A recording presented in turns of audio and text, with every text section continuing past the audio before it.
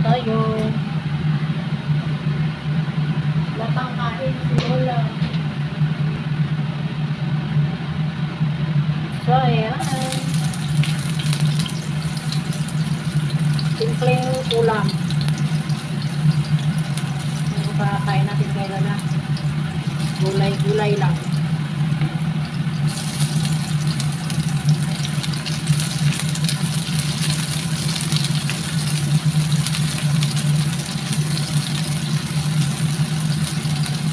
Yan, sibuyas. Gagawin sunod natin yung mushroom.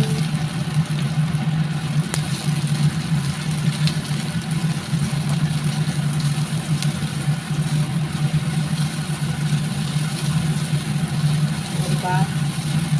Tapos, carrot.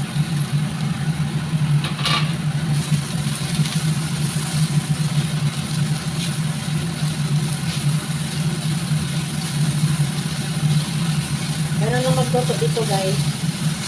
Sa gitna lang. Dapat ano nga lang yun. Bawang. Pero nilagyan ko siya ng sibuyas para mabango.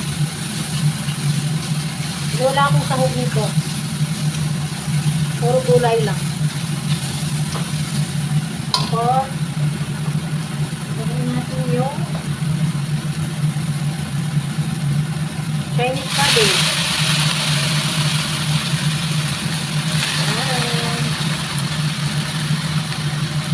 Ang dami tingnan, pero konti lang sa maluto. Konti lang. Dami ka tingnan, no? Pero pag naluto yan, konti lang na. Kaya, ito-sutot lang natin.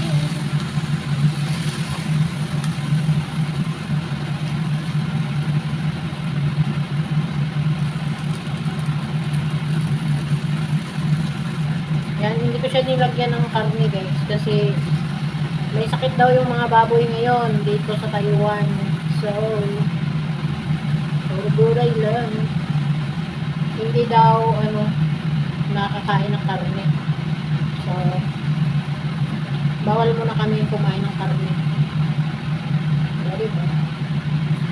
Pero may karne ako dyan, yung sinigang na baboy. Hindi pa naubos. Hindi ko yan pakain kay Lola kasi bawal na pakainin si Lola. So ako nakakain na. So si Lola, gulay lang, tsaka mag-treat ako ng isda. So guys, tapos lagyan ko ng seasoning.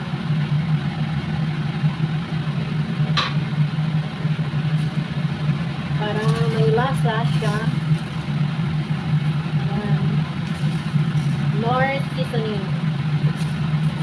Kaya ang ating malasa sa kanya. Hindi kasi ako nakabili ng yung topi na sinasabi niya. I-mix ko sana dito. So, ito na lang. Muna. Huwag mo na siya mag-topi. Pero, bango na siya gano'n. Ang sarap na. O, diba? Ang dami niya kanina, no? Konti lang. Kailangan palabutin ko pa siya kasi ito. Matigas. Hindi pa siya luto. Very easy. Very easy ang cooking. Yan.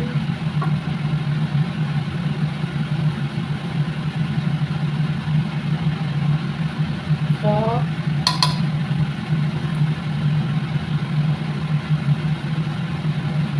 guys.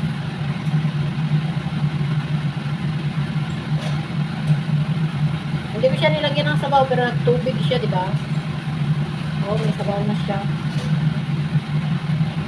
Ayan. Ito yung gusto ni Lola na gulay.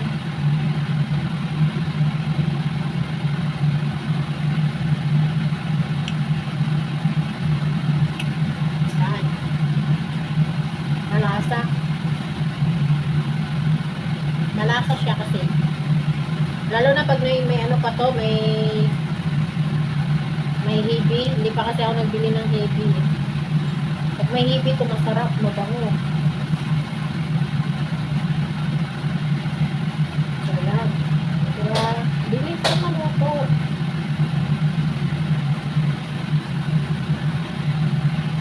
Nagutom na si Lola kasi hindi man lang nilutuan ng anak ko eh. O, diba? Talagang sinadya niyang patanghaliin na kumain si Lola para hindi siya makaluto ng panang-panang mo. So, pagdating ko, sabi niya, hindi pa daw nakakain si Lola. Yan lang. So, tapos nito, mag-prito ako ng isda. Pares ko dito sa pagkain ni Lola. Tapos, kunting kanin. Tama na.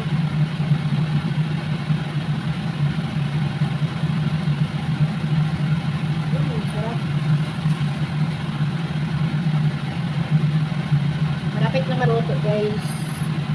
Ito na lang, oh. Pero ito luto na. Yung mushroom, fresh mushroom. Nabili siya kagabi. Sabi niya, ito daw na bibilin ko ng mushroom. Kasi, malambot. Malambot naman talaga. Basta fresh. Talaga naman kung anak ni Lola, oy. Use your common sense naman talaga, oy. Pag dry talaga, matigas talaga yun. Nasa sa iyo lang naman kung lutuin mo ng maigi, lalambot din yun. Diba guys? Ayan. Done cooking na ng ating gulay. Next is magprito tayo ng isda. Ayan. Magprito tayo ng isda guys. Para hindi siya mabigay.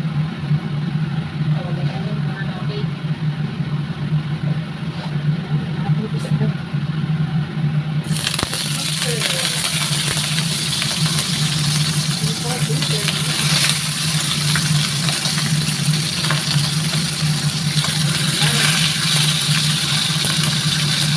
Napasaka mo yung isda mo.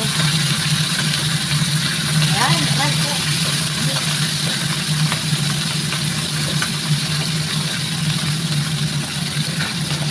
So, kailangan natin takpan kasi tumatalsik yung magpita. Yan lang.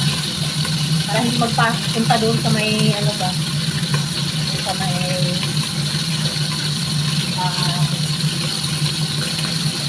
hirap linisin pag tumatalsik eh. Ay, ayan.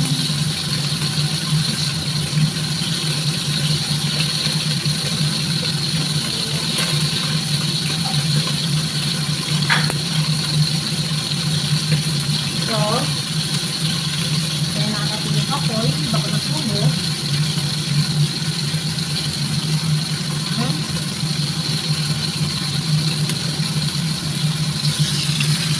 Baliktarin natin.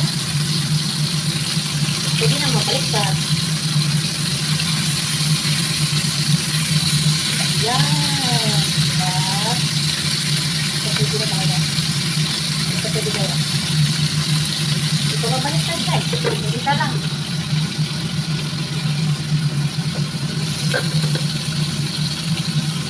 O, ganyan lang parang hindi ka tatalsik ba?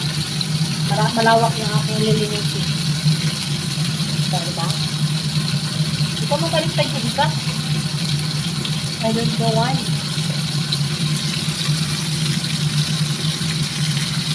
Try natin dibaliktad ito.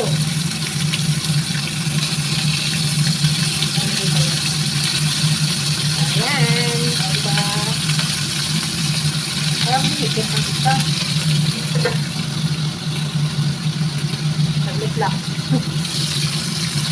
Ito naman ay okay.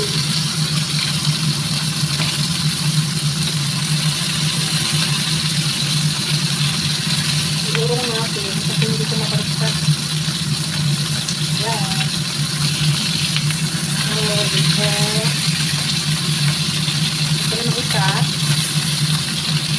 Tulak ko ng kita.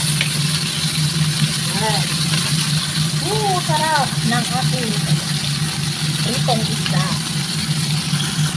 So, yan. Ating pritong isda, guys. Diba?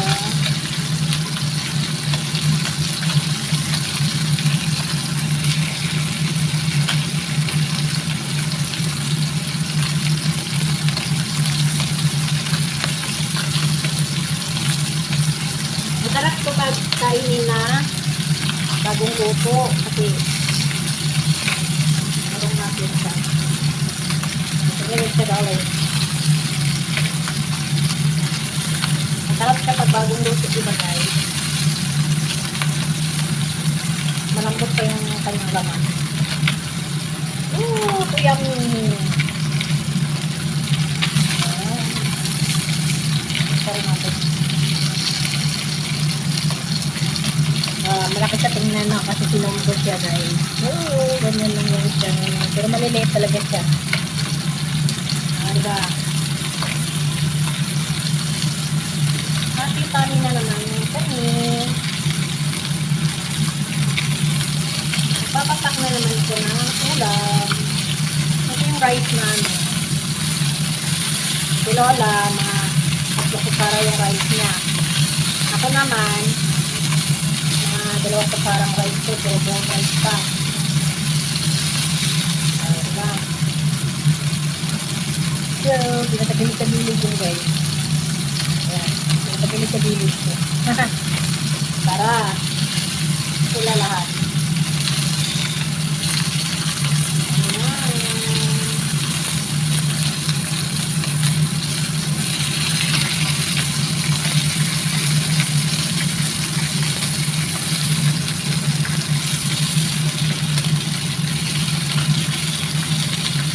Ayan, luto na siya.